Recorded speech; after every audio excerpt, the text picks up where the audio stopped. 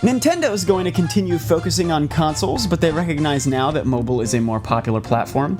Miyamoto specifically said, "I love hardware platforms and Nintendo will continue to make our own hardware, but what's changed is that there was a time when Nintendo's platforms were the most popular in the world, and now we see smartphones are the most popular device in the world. So we'll keep looking for opportunities in smartphones, and when we see them, we'll design something specifically for that hardware." So I don't really have much to say there, but this was such a big shift in the way that Nintendo's been operating. I thought that it's important that we at least, include it in this episode, and perhaps, Alex, maybe you could give a little more insight.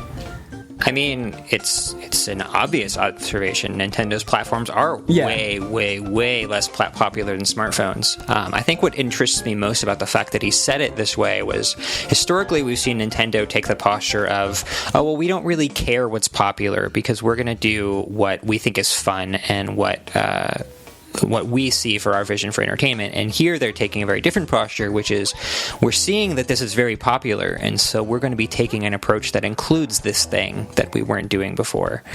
And one of the reasons why I like that is because it shows that they're moving beyond their sort of insular look at the outlook for what gaming should be and where gaming should go, and looking at what's happening in the world beyond their bubble. Yeah, absolutely. Nail on the head. I guess the other nice thing about them changing that posture is we've sort of seen the fruits of this in some of their other endeavors, most notably Breath of the Wild, where they were very hesitant to kind of do what the other big action-adventure RPG type games were doing, and yet Breath of the Wild is very much a game that borrows from where those types of games have been going in the last few years. And I mean, benefits all the better for it. I mean, we've talked so much about the impact it made at E3. Because, it's still a very Nintendo-like approach to all those things, but Definitely. It's not ignoring all those things, which is what they were doing previously.